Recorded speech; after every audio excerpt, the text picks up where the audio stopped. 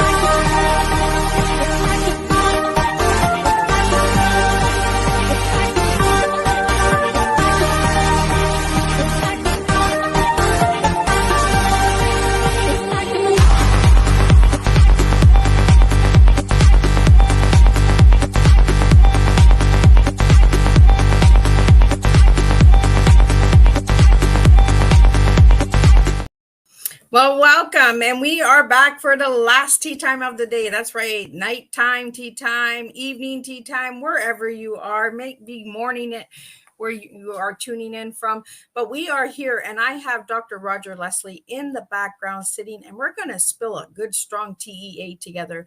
So we're going to jump into the disclaimer, the bios, and all that good stuff. And I want everyone to share this tea time. And if you have any comments or anything, put them in the comment section or directly email or send Miss Liz a message during the live show, and I will get those questions out to Dr. Roger Leslie. And we will have a good, strong tea tonight on July 6th, 2023. Like, who knew, right, that we would make it to July? I didn't. So disclaimer for Miss Liz's live tea time live shows. Miss Liz myself is going live using StreamYard. Before leaving a comment, please grant StreamYard permission to see your name at StreamYard.com. Please be advised that the content brought forward for any tea time show hosted by myself, Miss Liz, is always brought forward in good faith. However, may bring forward dialogues and opinions that are not representative of my platform. The facts and information are perceived to be accurate at the given time of airing. All tea time guests and audience participants are responsible for using their good judgment in taking any action that may relate to the discussion. The content brought forward may include discussion for some where they may be emotionally at risk.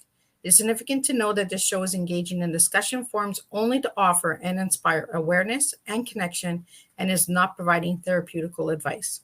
If you have any questions about the disclaimer, you may freely contact me, Miss Liz, at my email at bookingmissliz@gmail.com. Moving forward, should you choose to voluntarily participate in today's show in any aspect, I, Miss Liz, welcomes you.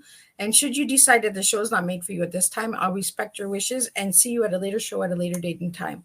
And again, all tea time shows are hosted on Thursday in 2023, unless it's a rescheduled tea time. Then it'll be a Monday or a Tuesday. So now let me give you a little bit on Dr. Roger Leslie. Who is Dr. Roger Leslie? Wow. This man is a scholar in the field of success in education through major literacy houses, medium and small presses, and his own publishing house. Leslie has published fiction and nonfiction books in multiple genres: historical fiction, inspirational, self-help, spiritual writings, and publishing movie references, teaching and librarianship, biography, history, and memoirs. Leslie has won numerous national awards, including ForeWord Book of the Year, the Ben Franklin Award, and Writer's Digest #1 Inspirational Book of the Year. At its inauguration event, Leslie received the Houston Literacy Award for his body of work. And for his full bio, you can check out Miss Liz's Facebook page. Let me get Dr. Leslie in here, and we can have a good cup of strong tea, and I can have a sip of tea. So let me get him in here. Welcome, Dr. Roger. Hi, Liz. How are you? I am good. That's a lot of words there. My tongue is like going crazy today. So, Dr. Roger, uh, let's get into who you were as a little boy and who you are now. And then we're going to get into the stories and into some flying, into some clarity. We're going to get into a lot of things tonight with Dr. Roger.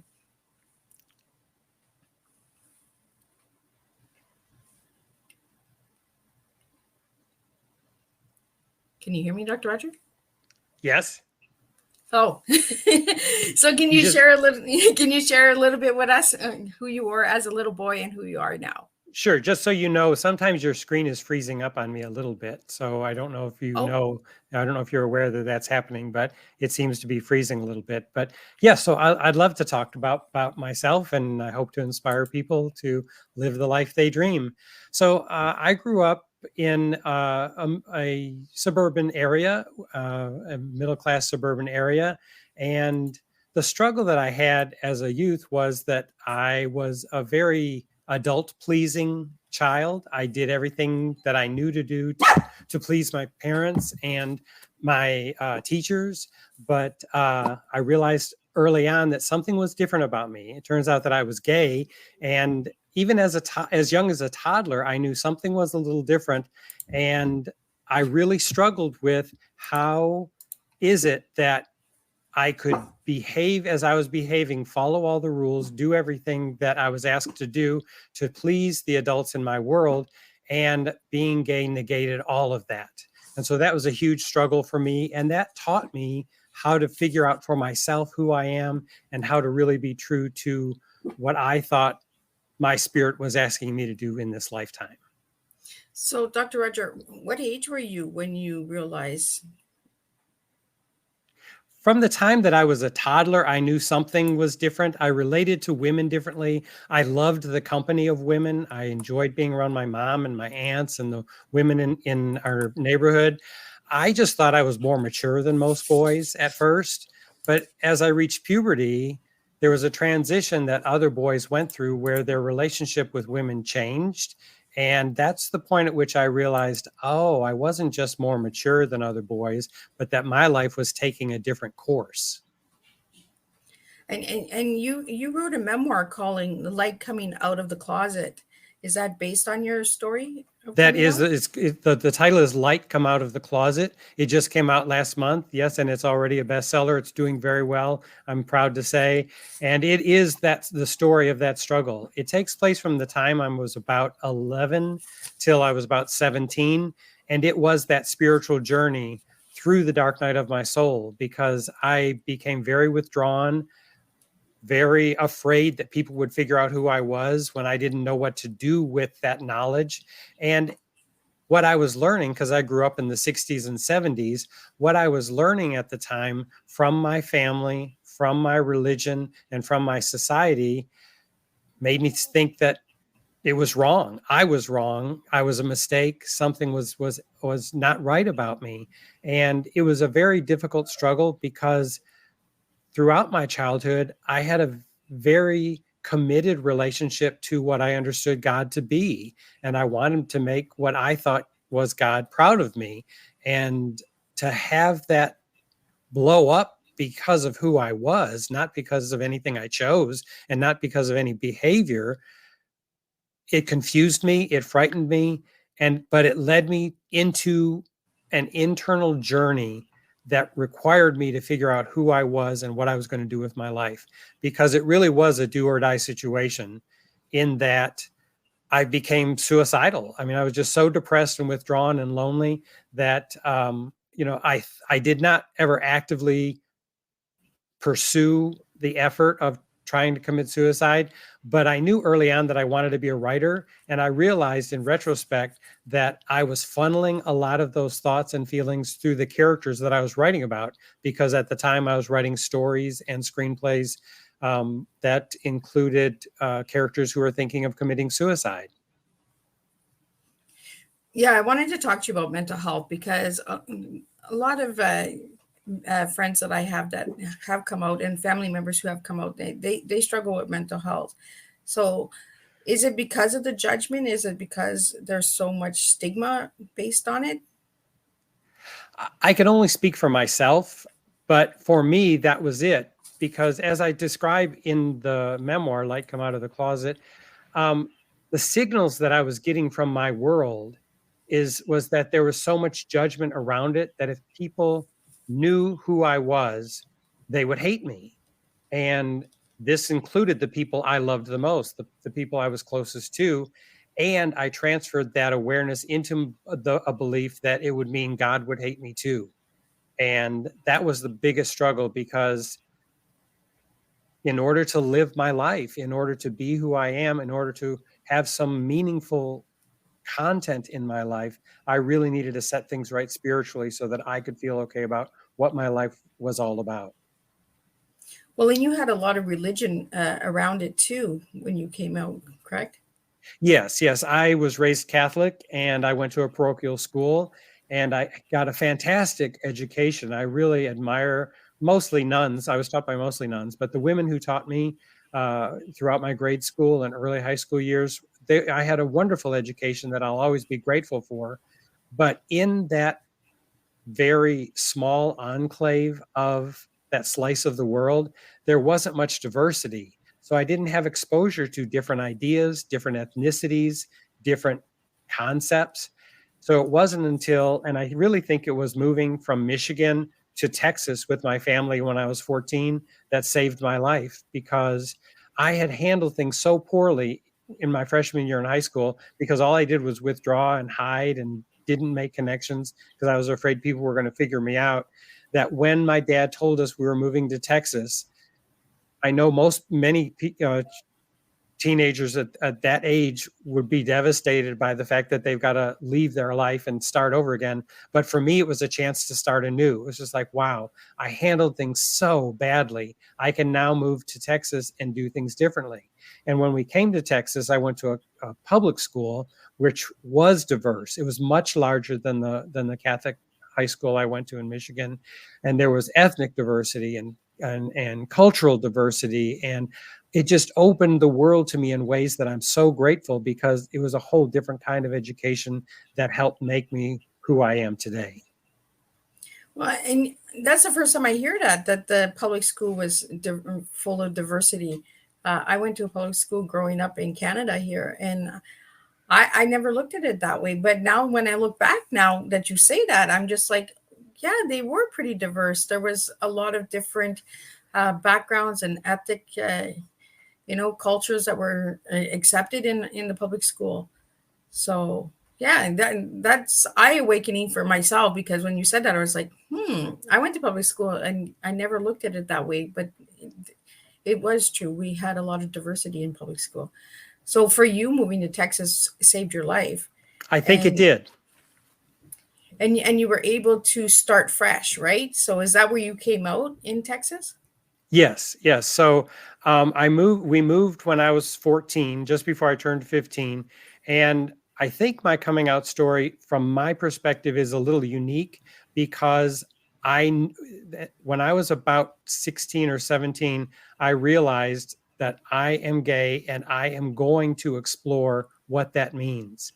And so when I was a senior in high school, in the spring of my senior year, I sat my parents down and I came out to them. I told them, I've never done anything with anybody. I've never explored this, but I'm going to. And I want you to hear this from me, because I didn't want them to hear from somebody else if anybody had ever seen me out or doing anything, being in a group of people that seemed unfamiliar to my parents. So even before I came out to anybody, publicly, or even, tried meeting any other gay people, I told my parents that I'm certain that this is who I am, and I have not explored it, but I'm planning to, and I just wanted them to know ahead of time. So we have a question here for you, Dr. Roger. Yes. When you shared with your parents, what was their reaction? It was a very difficult experience for all of us. My parents are private people, and so I think the shame that they felt in relation to it is something that they never quite let go of. My dad is still living, and we have a great relationship. My mom died in 2016, and I've always been very close to my parents. but there's an element of my being gay that, even though I've been married to the same man for nearly 40 years, he's a wonderful man, a minister, a school counselor, just a great human being, and they've loved him and they've embraced him. When it comes to publicly acknowledging that we're together, I think it's still a struggle for them. So that conversation was very difficult. Interestingly, though, this is one thing that came to light when I was writing the memoir. My mother, I had a hard time saying the words when I came out to them. So I just sat there trying to figure out how I was going to say it. And my mother said, "Oh, are you gay?" So she figured it out. But when I saw my dad's reaction and what my dad said afterwards, I realized that my parents never even talked to each other about it. It was that big of a secret in their minds that they couldn't even talk to each other about it. And that's been a struggle. So do you think now, 40 years later, Dr. Roger, that it's a lot easier for people to come out to their families? I think it's different in that when I was growing up, we didn't have many role models that I could find easily. You know, there weren't many movies that had positive representation of gay people. On TV shows, it was very rare. And so I think many people in the circles that I grew up in, they didn't know they knew any gay people. So in that regard, it might be easier for some gay people, but there are whole new sets of issues with social media and everything that can make it more difficult, that I have no way to know how hard that must be for some young people and even people my own age who are just now coming out. So I don't know that it's easier now, but I do think the challenges are different. So do you think by coming out that you've helped other people with your book to come out? I hope so, because that's the whole point. And some people have asked me, because, the story takes place when I was 11 to 17. And so that was so many decades ago. And people say, well, why now? Why did you decide to write that now? So here's how it came about. For many years, I think of that stage in my life as a very painful experience, especially my freshman year in high school and how difficult all that was. So I didn't think about it much because I associated it with the emotional pain that I was going through. And then it occurred to me that rather than holding on to negative thoughts or being afraid of the thoughts that I had about that stage in my life, what if I examined it to see what gifts it held for me? And I came to realize that although I grew up Catholic and I ended up leaving Catholicism very early because it wasn't a good fit for me, and I'm not saying that's not a good fit for anybody, but for me personally, it wasn't good for my journey. I realized how powerful a moral foundation that church gave me. It gave me some decisiveness, along with my family example and the society that I was growing up in. That religion really gave me a sense of discipline and expectation of how I can succeed and what I should be doing with my life that I owe a lot to. So rather than dismissing it as, oh, that was not a good fit for me, that wasn't good for me, I came to realize through the writing of this book what a blessing it was that I had that background, because it gave me some skills that I might not have gotten otherwise to help me through this journey. Yeah, I was just about to ask you, do you look on religion as as a punishment, or can you still go to church? Actually, yes, I've been very active in churches my whole life. As I mentioned previously, my husband is a minister. He was a Methodist minister, and then he left the ministry and went back to get his teaching certification so that he could have summers and weekends available with his children. And that's where Jerry, my husband's name is Jerry Roberts. Jerry and I met at the University of Houston in one of our education classes. And we were just friends for a year. We were just getting to know each other, but then things blossomed from there and evolved into a relationship. And then by the time Jerry and I got together, one thing that I thought I was going to have to give up that I'd always wanted was being a dad. And here I ended up with Jerry, and our kids, Corey and Rebecca, were 5 and 3 when Jerry and I got together. So I had no idea the blessings that were coming around for me. But Jerry did leave the Methodist ministry. He became an educator, but we went to different churches looking for a place where we could fit in together. We wanted to be able to find a spiritual home where we could be ourselves and be together. And we ended up finding a church called Unity, which is a Christian church, a denomination. And it's not an exclusively gay church by any means, but it was a place that was very inclusive and accepting. And turns out Jerry ended up becoming a senior minister at a local Unity church and just retired from that job after 15 years last year. So I do distinguish between religion and spirituality. For me, spirituality is paramount. Religion can support that in certain ways, but I don't necessarily feel I need religion all the time to get that spiritual growth. But the spirituality to me is a cornerstone of who I am. Yeah, you're really big on spirituality, because when I did a lot of homework on you, I seen that with the clarity and the desires and the dreams and the soar like an eagle, the freedom, and religion has really opened its eyes, I find, in the last 10 years towards, people coming out. There's no more that stigma of you can't come to this church, because there was a time where people were like that. If you came out, you were not allowed in the church. You were, you were shamed. You were called, possessed by the devil. Like, there was a lot of name calling, a lot of shame put on and guilt, right? Yeah. And I think in the last 10 years, I've noticed, since the LGBTO, I'm not sure if I'm saying it right, has come out and expressed, and people are more coming out on their individuality. They are able to attend church again. They are able to feel more at home, because for me, I go to church, but it's not for the religion. It's for the connection, the worship, the getting to know people, and that community. For you, Dr. Roger, what is it when you go to church? Is it the worship? Is it the connection? Is it the, joining together? Like, it is the sense of community more than anything for me.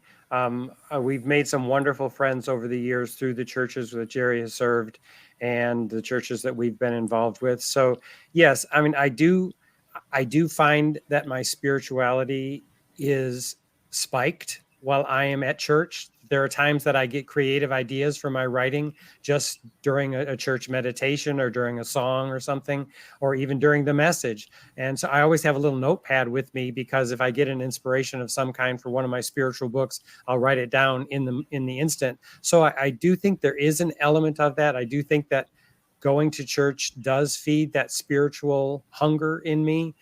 But like you, I do like the sense of community. I like to find people that I have something in common with, and it's usually a positive, supportive environment, which I think is important. Well, and it's a way of connecting with the community as well, because you can make the friendships and, outside of the church. You don't have to go to church just to see these people. You can actually have a relationship with them outside of the church. Yes. So, Dr. Roger, what chapter of Light Coming Out of the Closet was the hardest for you to write? It was all very cathartic. So there were some chapters that were very emotional. The climactic scene where I have an epiphany that changes everything, it was the most emotionally draining to write. But I don't think it was hard. I don't necessarily think it was difficult or more difficult than any other chapter. It's just that it took the most emotional energy to dig deep enough to share honestly what I went through, and then to express it in such a way that other people can appreciate what it is I went through. So I want to get into other books that you've written, because that's your latest book. But you started writing. The first book I found was 2015, and that is in the video. And that book was called First Day Last Year. My first last year. My first last year. Yes. So that was, and from what I got from that book was, what would you do if you only had 1 year left to live, correct? So here's how I got the idea for that book, Liz. I had a dream, and in the dream, I was told to live the next year as if I would never experience any of those 365 days again. I wasn't necessarily told I was going to die, but I was told to put everything into my life that I could in that year in case that was it and I had no more. And beyond that, I was to write about, journal, and to write about what I was living that year. And then afterwards, teach others how to get the most out of their life as well. And so that's what I did. I woke up that morning, I jumped out of bed, ran right to the computer. I wrote down every detail of the dream as explicitly as I was told it. And then that morning, I began living what became to be known as my first last year. So did you like journal every day for this book? Like how was that book written? So for the first, I'd say 4 to 6 months, yes, I journaled every single day. But then there was a block of time when I realized that there were certain experiences, there were certain goals I set. For example, one of my dream trips was to take a Mediterranean cruise. And I did that in the summer. Jerry and I took his parents with us, and the 4 of us went on a Mediterranean cruise. And rather than journal about that every single day, I thought, well, if something really significant happens, I'll jot it down, I'll write about it. But in general, I didn't feel like I needed to write every single day, because over those first few months, I realized that there were some concepts that were becoming repetitive that I would want to modify a little bit. So most days I did journal, but there are chunks of time where I encapsulate what I learned so that it doesn't become cumbersome to readers. And that one came out in 2015. So if anybody would like to grab a copy of that book, they can get that on Amazon as well. I want to talk about the fly. I found this fly on your website, and then I was like, oh, so that's where the soar, a dream to soar. And I was like, that's where the eagle comes in. That's where he's flying. So I want to talk a little bit about the fly, because you have fly right, fly Earhart, fly Army Strong, and then shepherd your flight. I want to talk about that, because that's kind of like a teaching or workshop, correct? Yes, it's a personal growth workshop. So I want to talk a little bit about that. So here's how it came about. So very often I was journaling about my first last year longhand. Like when I was not home, I would have a tablet with me and I would just write. And I kept writing first last year, when I was in the course of writing something longhand, and writing the words first last year became kind of cumbersome. So as I was writing it longhand, I decided just to abbreviate it, and first last year became FLY, fly. And I thought, oh my gosh, there's my metaphor. I've got it. And that's how fly came about. And so when I decided to create the classes based on that experience to help other people get the most out of their life, I thought, I've got the perfect metaphor. I'm going to help people to fly. I love it, because you get the metaphor. You get it. And I think that's where you understood the T. When I came to you with the T, you understood it, how the T came. It's the metaphor of our purpose in life, the passion in our life. And sometimes, it's the little words that get us all the time. So I want to get to know, what is Dr. Rogers' T? So if I give you the word TEA, what words do you have for me? For the first word, I think thorough. It's important. If you want to live the life you dream, you've got to be thorough. And by that, I mean, you've got to dig deep into your life and who you are and figure that out for yourself. There are people who can be role models. They can inspire you. They can empower you. And they can be models for who or what you might become. But mostly, you just need to live your life thoroughly and just plow through and continue forward on a specific journey until you get the insights that you need or you arrive where you want to arrive. So for the T, I would say definitely be thorough. So what you got for the E and the A? For E, stay engaged. And that was one of the biggest lessons I learned from living my first last year. I've always been very goal oriented. I was a school teacher for many years, and I taught senior English, high school English. And I realized early on that students didn't necessarily have the same passion for reading and writing that I did, but I also realized they didn't need to. But because I taught seniors, I realized this was the last opportunity they would have in a free education setting to be given the tools to be successful no matter what they pursued. And so what I began doing early on is teaching students how to set goals, how to follow through, how to learn from the advances you make and the setbacks that you encounter. So as I was living my first last year, I realized that it was about much more than being goal oriented. It wasn't about just achieving so much and doing so much and living fast and getting it all done and completing everything. It was more about being engaged, being present, looking at people when you talk to them, listening completely when you're with somebody to try to hear not only what the words they're saying mean, but what is the message? What is their perspective on the world that's revealed through those words? And that's where I believe we become most alive, is when we're present. You know, it isn't the number of minutes we're living, it's how minutely we pay attention to those minutes that we have. And so living my first last year helped teach me to be engaged, to stay really present and focused and in the moment, because we're always aware that this may be the last moment I have like this. You know, I've had so many experiences with people where the last time they saw somebody was the last time they saw them. And I think about that often. I have several older relatives. You know, I visit my dad regularly. He just turned 92. I have several relatives in their 90s. When I visit them, it's easy for me to think, wow, this may be the last time I see them, especially, you know, if I'm visiting them out of town and I only see them once a year. But I've had other experiences where there were people my age or younger who, you know, they're just gone.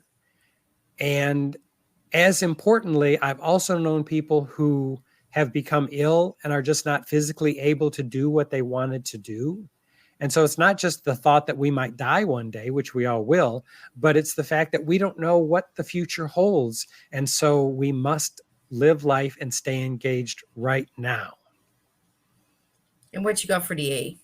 A, become aware. As we're engaged, if we become aware, we know who we are, and then we're able to be more accepting and loving to other people. I think that's the whole quest that we're all on in this life, is to figure out who we really are and why we're here. And if we can figure that out and have a good relationship with ourselves, then I think our tendency is to learn how to love other people instead of judging other people or feeling a sense of competitiveness or judgment against others. Instead, everybody around us is a mirror of what's going on inside of us. Everybody around us has something to teach us. The ones that we love and admire, they can teach us something that we want to learn. There are others that challenge us, that they may be teaching us in a way that we're not comfortable learning, but they are teaching us something as well. And it's usually the conflict that provides the most teaching. So when we're in conflict about anything, either inner conflict or global conflict or interpersonal conflict, that's there because it's teaching us something valuable that if we just get it, the conflict is gone. If we become aware enough to figure it out and see what's going on in us, then the conflict is gone. We reach a new plateau in our spiritual evolution, and it's time to move forward in our journey.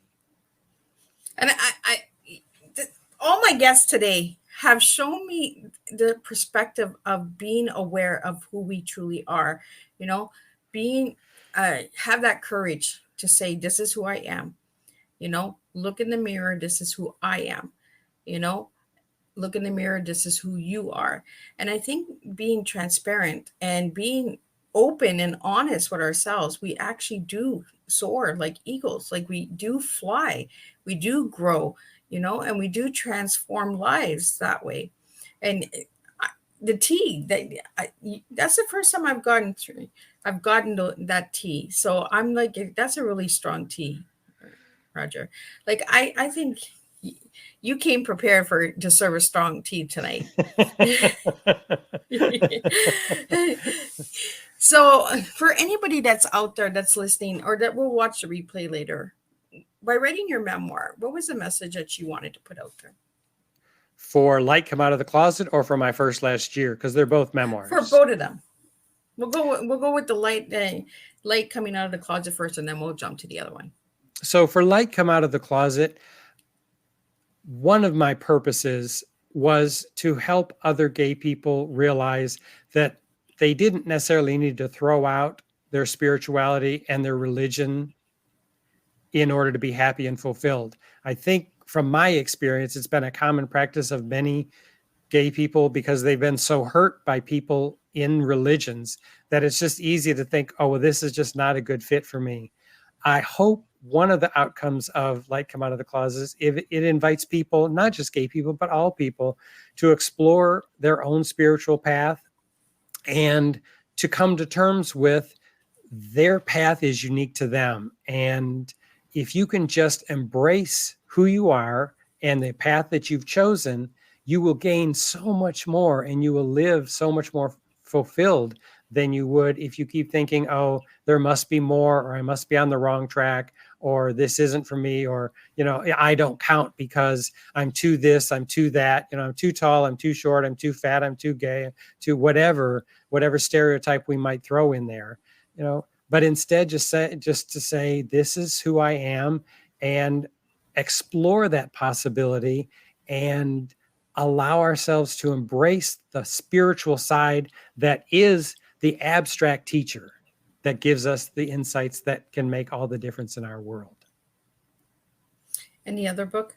And for My First Last Year, my purpose was I want people to live fully aware and conscious and engaged and in love with life right now. My mission in life is to inspire people to live the life they dream and to empower them with the courage to follow their own spiritual path. And I hope both of those books do that, but in a more direct way, that was the purpose of My First Last Year. And I feel as though that dream was given to me as one of the most profound gifts I've ever received, because it just told me what to do. It said, live this way for a year, write about it, and then teach others to do it. There couldn't have been a more direct and profound lesson I could have ever received than to be told that directly in a dream. It wasn't even an abstract dream where I had to figure out the symbolism. It was just the spiritual message spelled out for me. So when you're also a keynote speaker, Dr. Rogers. So when you go and you present and do a presentation, what are you speaking on? I speak on a variety of topics, as you mentioned in my introduction. So I write movie reference books. I'm a huge movie fan, and I have it's funny. I memorize lots and lots of facts about movies and award-winning performances and everything. There have been two extremes. There are some people who have called me, my mind is a compendium of knowledge of the film industry.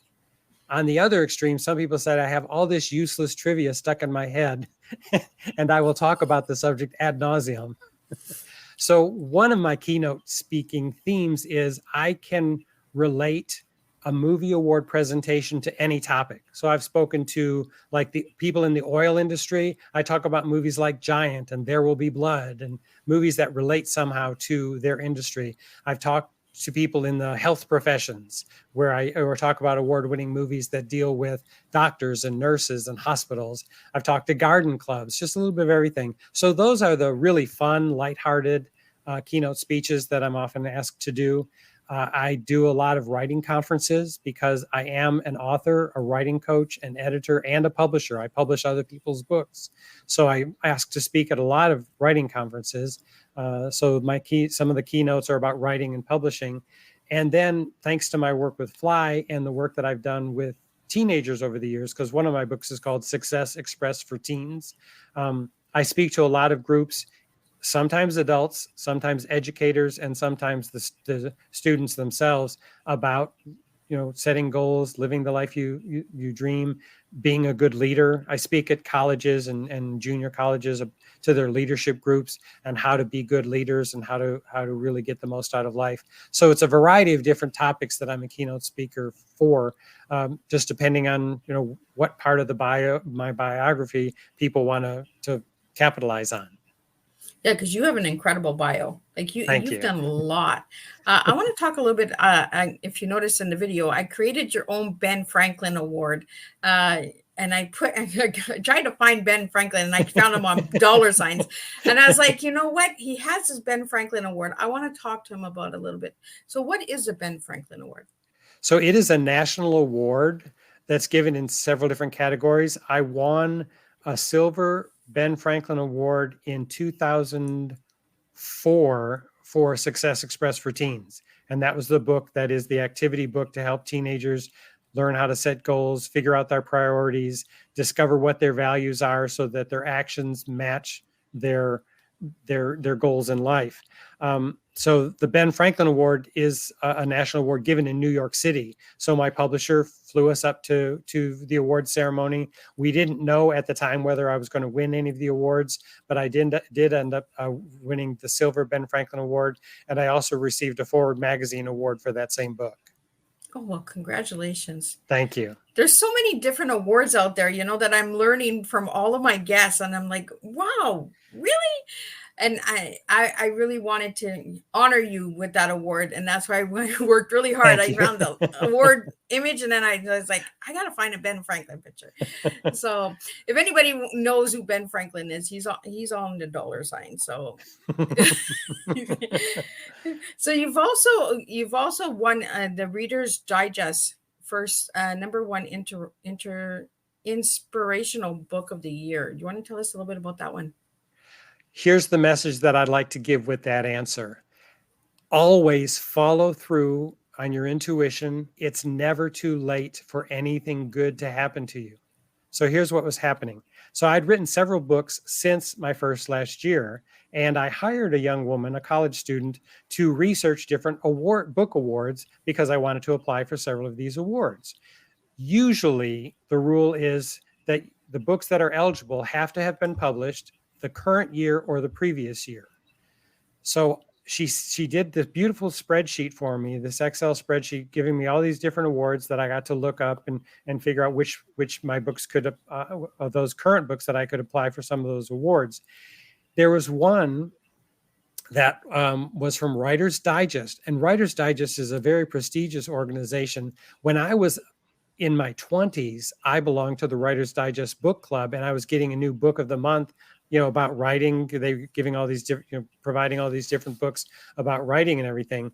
So in the description of that award, it says, we accept any manuscript that's been published within the last 5 years.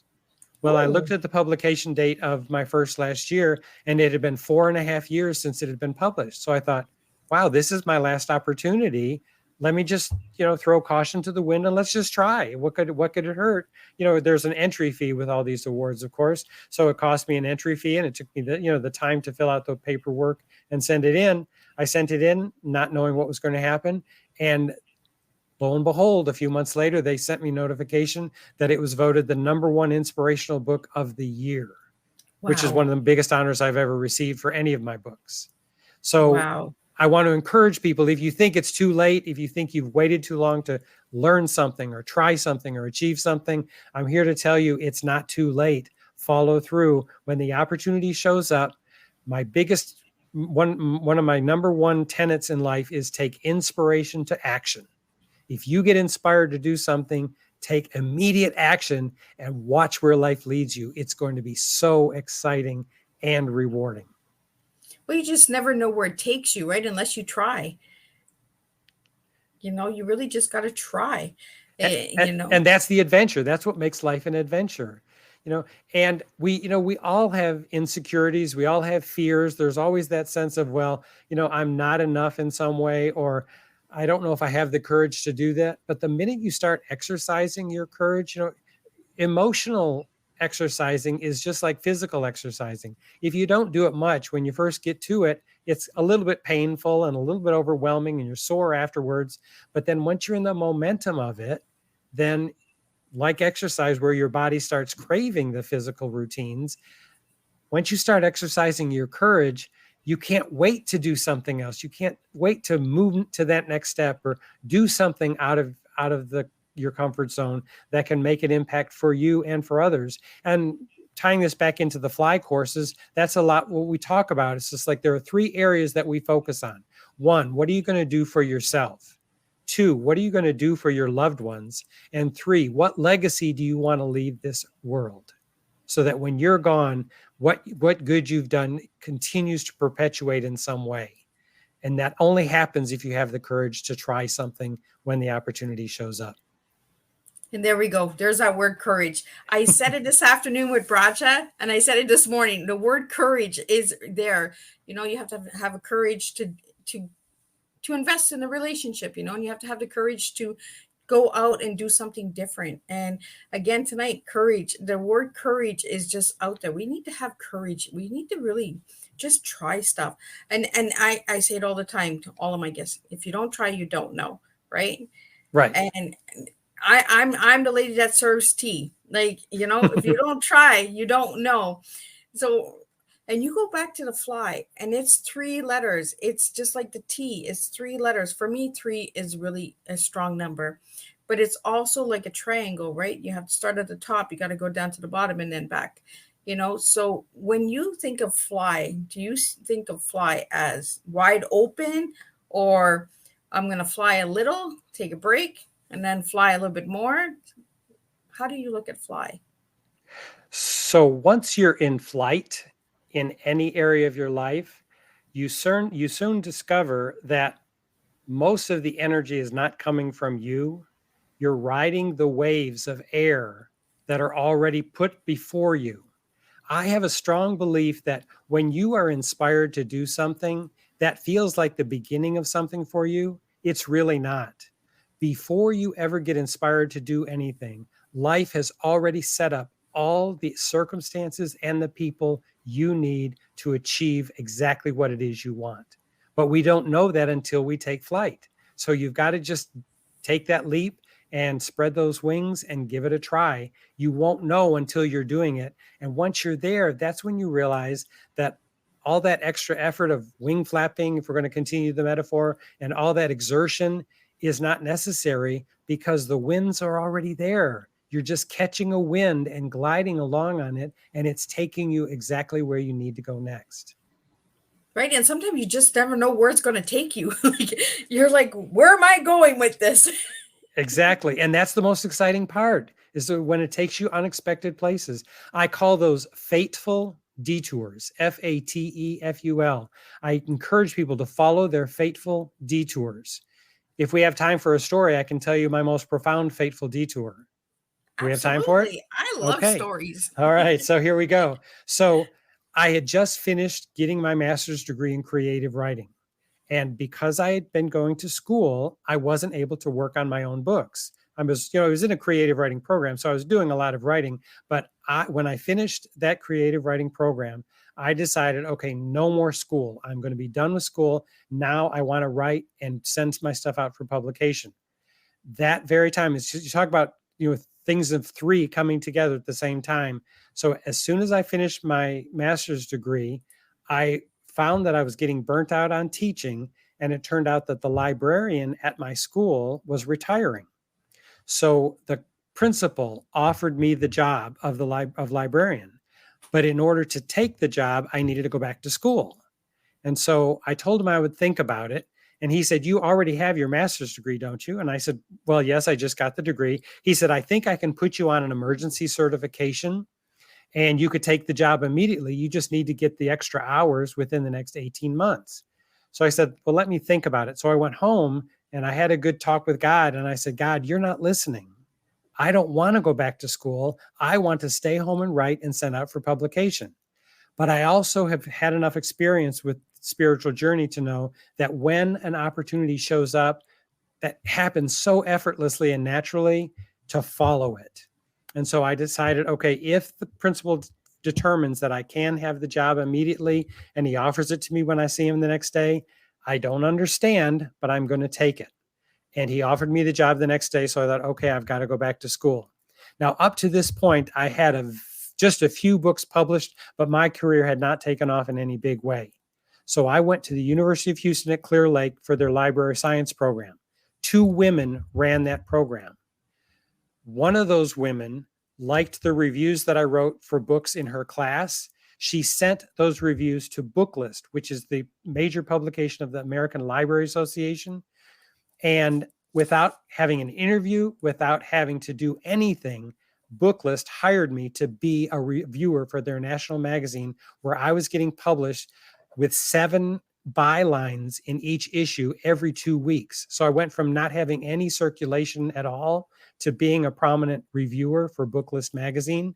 The other woman who ran that library science program had written a book on library programming that had gone out of print. The publisher asked her to write another one. She said, I would only do it if I could write it with somebody else. She asked me if I would write it with her. We sat down to work on that book.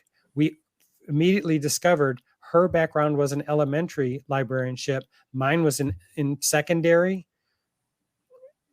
We discovered we didn't have 1 book in us. We had 3 books. Within 6 months of going back to school, which I didn't want to do, I was getting published bi-weekly in one of the most prestigious magazines in the country. And I had a 3-book contract from one of the biggest publishers in the country. Wow. That's a fateful detour. Wow.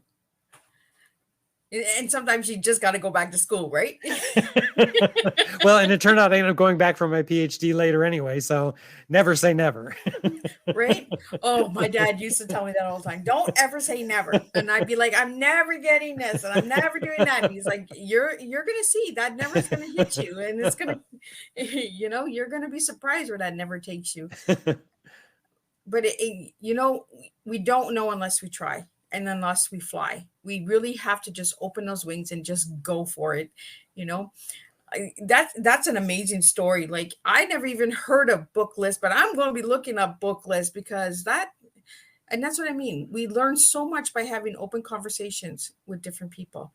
We find out about different awards, different programs, different services, because sometimes we don't know where to find it. We don't know how to find it. And that's why I have my guests on Teatime, so they can tell me all this good stuff, all these goodies.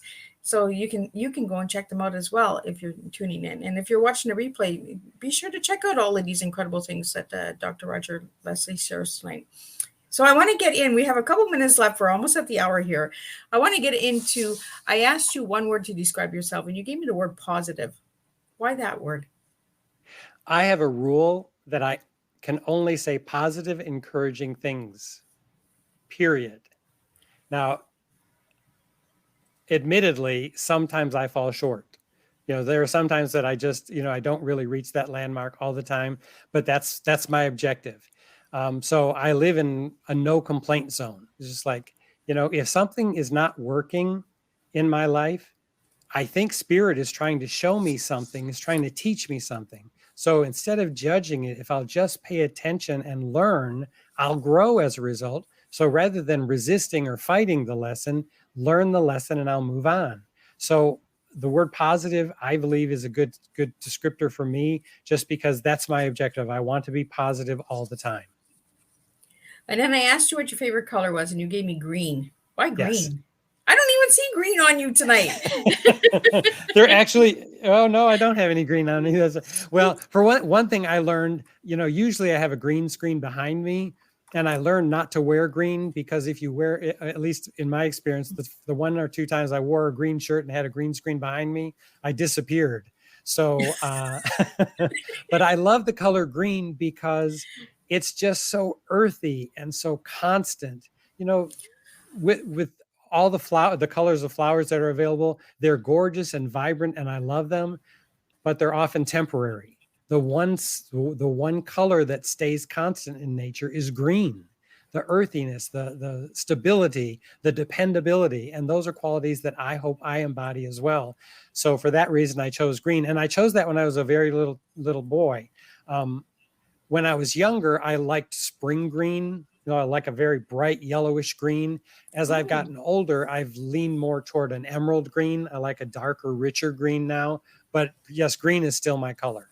So I wore the right kind of green. I got emerald green on. Perfect.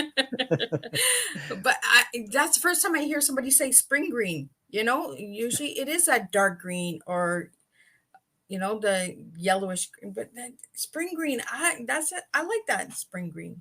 I can see that for you. So Dr. Roger, any final words you'd like to share with everybody out there, and what message would you like to leave everybody tonight with? So the final thought that I'd like to share relates back to the idea of courage. We really need to live with courage and to move forward. And if you're ever stuck or you're concerned or you're feeling a sense of anxiety, determine what that feeling is about. To be able to distinguish between the fear you feel because you need to be courageous and you need to move forward versus Spirit is telling you, no, not this way, don't do this. When you can distinguish that feeling between the fear of, I don't know how to do this, but I'm going to step forward in courage because this is the right thing to do, versus this doesn't feel right. These things aren't coming about in a natural way. Maybe God or the universe or Spirit is trying to tell me not this way. My feeling is God or the universe or Spirit or whatever you call it never says no. The universe either says not now or not this way. So keep moving forward with courage and pay attention to what you're feeling. That little bit of anxiety that goes along with courage is very helpful. It's very energizing. So if that's what you're feeling, then by all means, trust that and move forward. But if the feeling you're feeling is like a sinking feeling in your gut, like this doesn't feel right or I don't trust this, pay attention to that and don't take action on that. But know yourself and understand how your feelings are helping guide you to exactly the point that you want to get. So live the life you dream and have the courage to follow your own spiritual path. Wow. I see, I said it this morning, courage. The word courage came for everybody. All of my guests today, this morning, this afternoon, and this evening, we really got to just take some courage and just fly. That's what I got from tonight's tea time. We just got to really fly and just, have those fateful detours and just go wherever it takes you. Sometimes it's scary. Trust me. I've been on some flights and I'm like, whoa, slow down. I don't know where you're taking me, but I'm not ready for this, because it comes so fast sometimes that you have to just trust it. You have to have that fateful detour. You have to have faith in where it's taking you. Yes. So I really want to thank you, Dr. Roger, for just sitting and having tea with me and just sharing a good insight on transformation, empowerment, inspiration, some of the incredible words that you've won and just your journey in life. Continue to do what you're doing, continue to flow. I can't wait to see where else you go, with your new books and what you have coming in the future. So if anybody would like to reach you, how can they reach you? They could just go to my website, which is just my name, rogerleslie.com, ROGERLESLIE. They can email me directly from my website if they have a specific question about anything, about being published, about needing a writing coach, about doing personal growth. Anything they need, they can catch me there. And if anybody would like to get your books, where can they get those? They're available everywhere, Barnes & Noble, online through Amazon.